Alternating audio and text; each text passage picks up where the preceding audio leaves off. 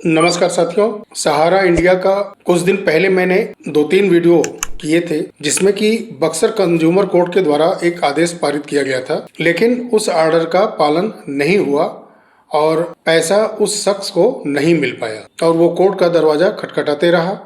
Branch बंद हो गए। उस आदेश पर कंज्यूमर कोर्ट के अमल नहीं हो पाया था और सिद्धार्थनगर उत्तर प्रदेश के अंदर डिस्ट्रिक्ट कोर्ट का आदेश हुआ था। कुछ निवेशकों ने अपने भुगतान को लेकर के याचिका लगाई थी कोर्ट के अंदर और वहां डिस्ट्रिक्ट कोर्ट की तरफ से उनके भुगतान को लेकर के जब नोटिस जारी किया गया था सहारा के लोगों को, मैनेजमेंट टीम के लोगों को वहां जवाब देने के लिए, हाजिर होने के लिए, ताकि निवेशकों का भुगतान किया जा सके जिन्होंने वहां पर याचिका लगाई थी, लेकिन कोई वहां पर हाजिर नहीं होता है और फिर उसके बाद गैर जमानती वारंट जारी होता है, कुर्की का आदेश होता है, लेकिन कुछ भी आगे कार्रवाई हो नहीं पाता, इसलिए कि उनके नाम से कोई प्रॉपर्टी है ही नहीं और वो सामने कभी आते भी नहीं। बक्सर कंज्यूमर कोर्ट और सिद्धार्थनगर डिस्ट्रिक्ट कोर्ट के आदेश पर अमल नहीं हुआ और निवेशकों को न्याय नहीं मिल पाया था। ठीक उसी तरह से चाईबासा डिस्ट्रिक्ट कोर्ट के पास एक मामला आया था झारखंड के अंदर। वहां पर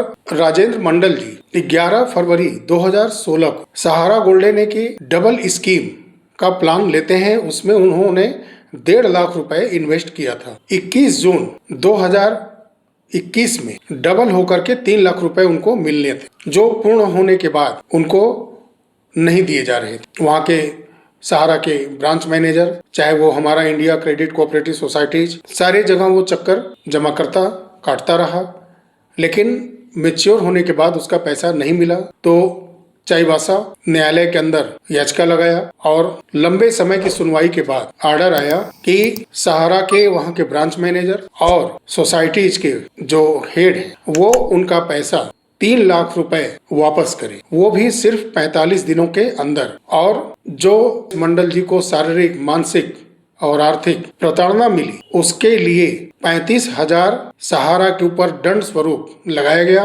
उसको भी सहारा को देना होगा। जो मुकदमेबाजी हुई उसमें मंडल जी का जो खर्च हुआ उसमें से कम 5,000 रुपए सहारा के ब्रांच मैनेजर को और सोसाइटीज को देने के लिए भी कहा गया। यानी सब मिलाकर के अगले 45 दिन के अंदर 3,40,000 रुपए देना होगा वहां के लोकल सहारा ब्रांच मैनेजर को और सोसाइटीज को। ये आदेश जारी किया गया है कि वो पैसा देंगे। अगर 45 दिन के अंदर वो पैसा नहीं दे पाते तो फिर 9% वार्षिक ब्याज दर के हिसाब से उस धन में जुड़ता जाएगा और वो बढ़ता जाएगा और उसको पे करना हो। तो ये चाईबासा कोर्ट का आदेश है तो बहुत महत्वपूर्ण और ये पूरे देश के निवेशकों के लिए एक रास्ता प्रशस्त करता है कि अगर ऐसा होता है तो फिर सारे निवेशकों को कोर्ट का दरवाजा स्वयं से खटखटाना चाहिए। समय लगेगा, पूरा भुगतान होगा और ऐसे न जाने कितने इनके डबल के जो प्लान थे, ट्रिपल के प्लान थे, जो कि पहले भी मैं वीडियो में अपने आप लोगों के साथ साझा कर चुका हूँ। ऐसी सूचनाएं कि उसाब का बांड था जो कि 5 गुना रकम बांड में जो प्लान था उसके मुताबिक देने की बात हुई थी, लेकिन वहां के ब्रांच मैनेजर ने पैसा देने से बिल्कुल इनकार कर दिया था। तो ऐसे कई मामले हैं। बक्सर के अंदर आदेश हुआ लेकिन अमल नहीं हुआ, पैसा नहीं मिल पाया वहां के उपभोक्ता को, वहां के जमाकर्ता को। सिद्धार्थनगर का आप जानते ही हैं।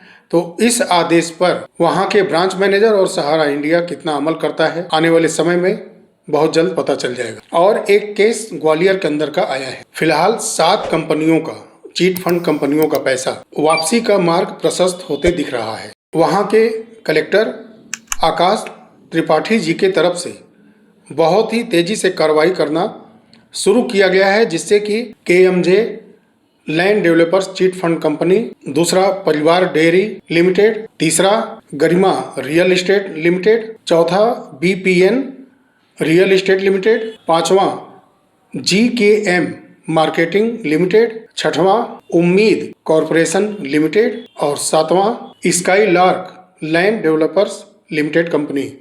इन 7 कंपनियों के कम से कम 60-70 हजार जो ग्वालियर के अंदर और कुछ अन्य शहरों में या अन्य राज्य के कुछ शहरों में इनके निवेशकर्ता हैं, उनको पैसा बहुत जल्द वहां के कलेक्टर के देखरेख में मिलने जा रहा है। परिवार डेयरी कंपनी के लगभग 55,000 निवेशकों का केस मद्रास हाई कोर्ट में चल रहा था। जैसा आप जानते हैं कि कंपनियां रजिस्ट्रेशन करा लेती हैं और अन्य राज्यों में जाकर के व्यापार करती हैं, ठीक उसी तरह से ग्वालियर के अंदर परिवार डेयरी का व्यापार चल रहा था।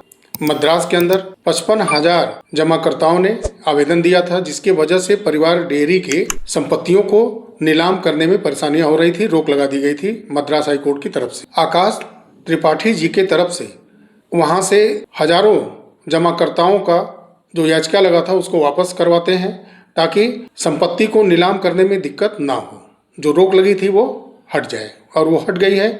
परिवार डेयरी की संपत्ति नीलाम करने के बाद पैसा सीधा उपभोक्ताओं को वेरीफाई करने के बाद दिया जाएगा। जो KMJ लैंड डेवलपर्स की कंपनी है, उसके ग्वालियर के अंदर 12,000 से ज़्यादा जमाकर्ता है। वहाँ के कोर्ट में भी याचिका जो लगी थी, जिसके वजह से KMJ की संपत्तियों को भी नीलाम करने पर रोक लगी थी, लेकिन आकाश त्रिपाठी जी की वजह से वहाँ से जमाकर्ताओं को कहा गया केस वापस लेने के लिए, और केस वापस लिया गया ताकि KMJ के संपत्तियों को भी नीलाम करने में अब आसानी हो। तो एक कलेक्टर की मेहनत ने इन 7 कंपनियों में से परिवार डेयरी और KMJ की जो land developers chit fund company है, उनके निवेशकों को इन दोनों कंपनियों की संपत्ति को बिक्री करके उनका पैसा दिया जाएगा। एक कलेक्टर की मेहनत ने रंग लाया है, और इन 7 कंपनियों के ऊपर संपत्ति को नीलाम करने की कार्रवाई को सही अंजाम देने के लिए वो स्वयं से कोर्ट के पास गए और निवेशकों का याचिका वापस करवा के रास्ता साफ किया, और अब नीलामी करेंगे और स्वयं से अपने देख रेख में इसका भुगतान करने जा रहे हैं। और इतना ही नहीं, आकाश त्रिपाठी जी ने ऐसे 67 कंपनियों को ग्वालियर के अंदर चिन्हित किया है, जिनके बारे में लाखों जमाकर्ताओं का याचिका कलेक्ट्रेट ऑफिस में पड़ा हुआ है। तो 7 कंपनियों पर उन्होंने कार्रवाई तो शुरू कर दी है, अन्य कंपनियों को चिन्हित किया है, उसके बारे में वो तेजी से जांच कर रहे हैं, और कामयाबी मिलेगी आने वाले समय में। कौन कौन सी कंपनियां हैं, उनके भी निवेशकों को पैसा मिल सकता है, क्योंकि एक ईमानदार अधिकारी जब लग जाएगा दिल से, तो जमाकर्ताओं को न्याय मिलकर रहेगा। ये बहुत बड़ी बात है। अगर इस तरह से डिस्ट्रिक्ट लेवल पर भी अगर कलेक्टर कार्रवाई करना शुरू कर दे और कोर्ट सपोर्ट करे अपने देखरेख में, तो बहुत बड़ी समस्या चीट फंड कंपनियों के भुगतान पर हल हो सकती है।